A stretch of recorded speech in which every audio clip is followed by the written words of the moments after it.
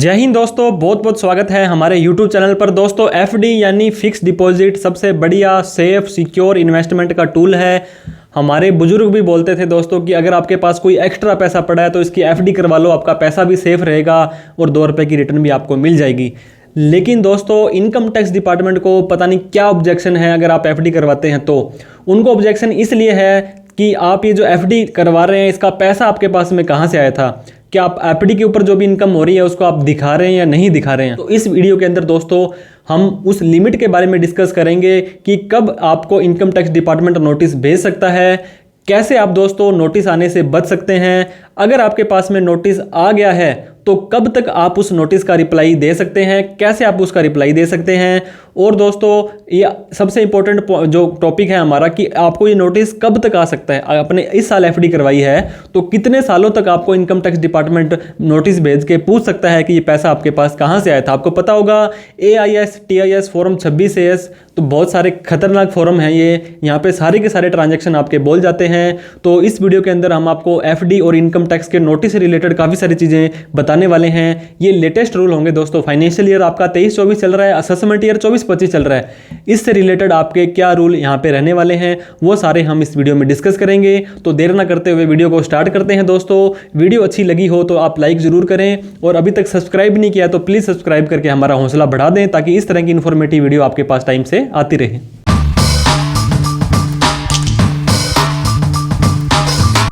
Fix deposit and income tax notice. दोस्तों latest rules जो हैं एफडी के नोटिस के बारे में वो हम इस वीडियो में डिस्कस करने वाले हैं। सबसे पहले मैं बता दूं every person can open FD.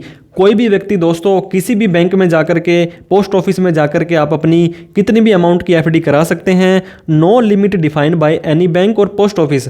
Income tax department की अलग बात है और बैंक की अलग बात है। किसी भी बैंक ने ऐसा नहीं बोला है कि आप इतने से ज़्यादा की एफडी नहीं करा सकते हैं। हालांकि इसके अंदर एक कैटेगरी होती है दोस्तों, उसके अंदर आप 1 करोड़ या 2 करोड़ तक ही आप नॉर्मल जो है नॉन कॉर्पोरेट के अंदर एफडी करवा सकते हैं। लेकिन 1 या 2 करोड़ की लिमिट भी बहुत होती है। उन्हें कोई मतलब नहीं है बैंक वाले को कि आपने एफडी कितने की करवाई है। लेकिन इनकम टैक्स डिपार्टमेंट ने कुछ लिमिट डिफाइन कर रखी है। उन्होंने कुछ ऐसा क्राइटेरिया बना रखा है। ये क्यों बनाया दोस्तों? इनकम टैक्स की चोरी को रोकने के लिए कि आपके पास में कोई ऐसा पैसा है, कहां से आया था, कहां नहीं आया था, क्या आप इसके ऊपर टैक्स भर रहे हैं, ये सब पर्पज इनकम टैक्स डिपार्टमेंट का होता है। तो मैंने आपको बताया दोस्तों no bank will ask you source of amount.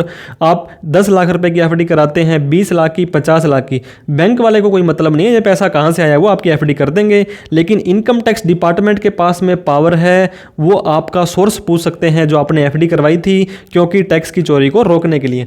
2 तरह से टैक्स की चोरी दोस्तों आप यहाँ पे हो सकती है। एक तो आप इन्वेस्टमेंट करेंगे जो अमाउंट, लेट्स सपोज आपने 10 लाख रुपए की एफडी कराई थी तो ये 10 लाख रुपए आपके पास में कहाँ से आया था। इस 10 लाख रुपए के बाद में दोस्तों जो 10 लाख रुपए पे मान लो आप 8% के हिसाब से 80,000 रुपए आप जो इसका इंटरेस्ट कमाएंगे उसको आपकी इनकम में इंक्लूड करना है। इनकम टैक्स वालों को मेन 2 ही दिक्कतें आती हैं, पैसा कहाँ से आया था और इस इनकम के ऊपर आपने टैक्स भरा है या ITR में दिखाया है, नहीं दिखाया है। तो इस तरह से दोस्तों नो बैंकर, आपका कोई भी बैंक वाला, पोस्ट ऑफिस वाला आपकी एफडी नहीं करेगा जब तक आप उनको पैन कार्ड नहीं देंगे। पैन कार्ड के बिना अगर करता है तो आधार कार्ड देना पड़ेगा दोस्तों आपको। और आपको पता होगा पैन आधार आपस में लिंक है और पैन कार्ड एक ऐसा जरिया है जो इनकम टैक्स डिपार्टमेंट में आपकी सूचनाएं पहुंचा देता है दोस्तों। तो इस तरह से इनकम टैक्स डिपार्टमेंट में रिपोर्टिंग आपकी चली जाएगी, क्योंकि KYC बहुत ही मैंडेटरी और इंपॉर्टेंट होती है। जब भी आप किसी भी तरह की एफडी या कोई खाता खोलते हैं तो आप ये मत समझिए कि आपकी इन्फॉर्मेशन नहीं गई है। तो banker have to report ITD दोस्तों, SFT statement of financial transactions, जैसे इसके ना कोड होते हैं 01, 02, 03, 04 और FD का जो कोड है वो 05 है। SFT 05 के अंदर वो बैंक वाला इनकम टैक्स डिपार्टमेंट को बता देगा एक फाइनेंशियल ईयर के अंदर। दोस्तों अभी जो आपका फाइनेंशियल ईयर चल रहा है 1 अप्रैल 2023 से 31 मार्च 2024, ये लिमिट जो है दोस्तों पर पैन कार्ड और पर बैंक है। आपको मैं बता दूं कि एक बैंक के अंदर एक पैन कार्ड में अगर आप एफडी करवा लेते हैं, ये देखिए दोस्तों फिक्स डिपॉजिट अगर आपकी क्रॉस हो जाती है, मतलब इससे ज़्यादा चली जाती है 10 लाख रुपए और मोर थ्रू अकाउंट। अब दोस्तों 2 तरह की एफडी बनती है। एक आपके सेविंग अकाउंट में कोई पैसा आपके पास पड़ा था, कहीं से भी आया था, और उसको आप क्या करेंगे, रिक्वेस्ट लगाएंगे और एफडी में कन्वर्ट कर देंगे। ये होती है 10 लाख रुपए की लिमिट इसकी। और एक लिमिट मैंने आपको बताई दोस्तों 2 लाख रुपए। आप सीधा गए, कैश लेकर गए और उससे सीधी की सीधी आपने एफडी अगर बनवा ली तो ये लिमिट दोस्तों 2 लाख रुपए है। ये जो लिमिट है मैंने आपको पिछली स्लाइड में बताया था, ये पर बैंक की है और पर पैन कार्ड की है। आप समझिएगा दोस्तों, 3 बैंक हैं, एसबीआई, पीएनबी और एक बैंक और ले लीजिए आप प्राइवेट कोई भी, एचडीएफसी। ठीक है दोस्तों, आपने 9 लाख रुपए की एफडी यहाँ कराई, 9 लाख रुपए की यहाँ कराई, 9 लाख रुपए की यहाँ कराई, तो पैन कार्ड तो आपका तीनों में एक ही है, 9 27 लाख रुपए की आपकी एफडी हो गई है। इनकम टैक्स डिपार्टमेंट को सूचना चली जानी चाहिए, लेकिन पर बैंक और पर पैन कार्ड है ये। अब एसबीआई वाला और पीएनबी वाला आपस में कोऑपरेट नहीं करते हैं, इनको नहीं पता है। ये देखिए दोस्तों, one banker don't know about other banks fixed deposit of the customer. अगर आपने पीएनबी में 9 लाख की करवा रखी है और आप एसबीआई में जाकर के दोस्तों 2 लाख रुपए की कराते हो, टोटल तो 11 लाख रुपए होगी आपके पैन कार्ड के अंदर, लेकिन इन दोनों बैंक वालों को नहीं पता कि आपकी 10 लाख से ज़्यादा हो गई है। लेकिन दोस्तों पैन कार्ड तो आपका सेम ही है, तो आप ये मान के चलिए कि अगर आपने इस टुकड़ों में एफडी कराई है तो बैंक वाले तो रिपोर्ट आपकी नहीं करने वाले हैं, लेकिन फिर भी पैन कार्ड लिंक है, 100% चांसेस नहीं है कि आपका नोटिस आएगा या नहीं आएगा, लेकिन आपको फिर भी सिक्योर सेफ होकर चलना है। बैंक वाले तो नहीं रिपोर्ट करेंगे। एक वीडियो के लास्ट में एक चीज़ बताने वाले हैं, वहाँ से उनकी इनकम टैक्स डिपार्टमेंट को सूचना पहुँच जाती है।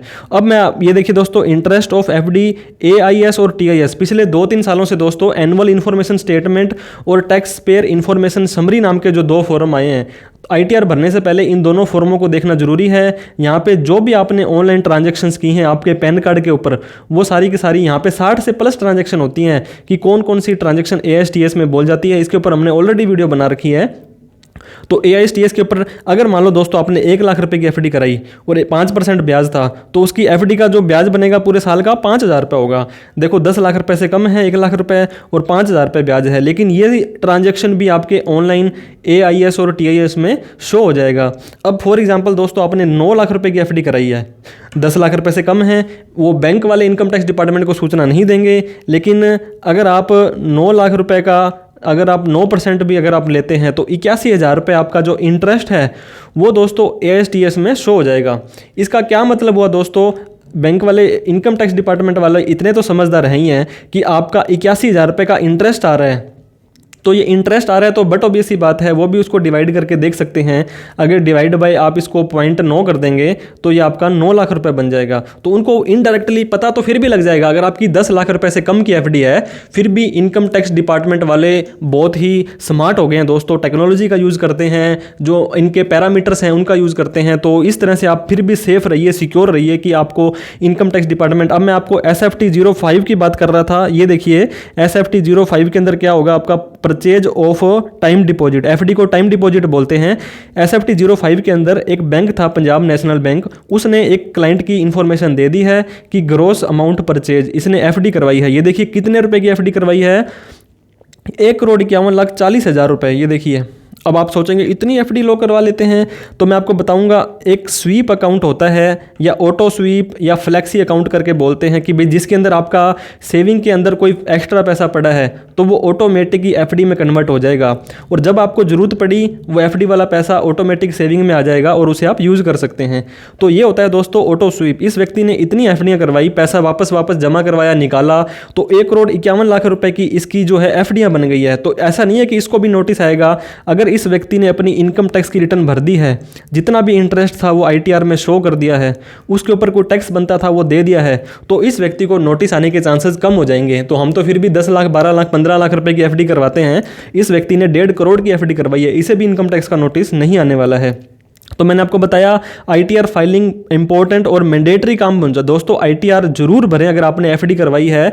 अगर आपकी आईटीआर भरी हुई है, उसके अंदर जो भी इंटरेस्ट आ रहा था आपका वो आपने शो कर दिया है, और मान लो दोस्तों 15 लाख रुपए की एफडी थी आपकी, अगर बैलेंस शीट वगैरह गई है आईटीआर 3 में या 4 के अंदर, तो आप वहाँ पे अपनी कैपिटल शो कर सकते हैं कि मेरी इतनी कैपिटल थी, पुराना पैसा था। इनकम टैक्स डिपार्टमेंट वाले आपकी ओल्ड आईटीआर वगैरह भी देख सकते हैं कि इसके पास में पहले कितनी कैपिटल वगैरह पड़ी थी। तो आपके चांसेस दोस्तों 90% तक घट जाएंगे अगर आप अपनी आईटीआर ऐसे ट्रांजैक्शन करते हैं और अपनी आईटीआर भर रखी है तो, और वो जस्टिफाई हो रही है, तो आपको किसी भी तरह का कोई नोटिस नहीं आएगा। You will not receive any notice अगर आपने आईटीआर भरी है और वो ट्रांजैक्शन जस्टिफाई हो रहे हैं।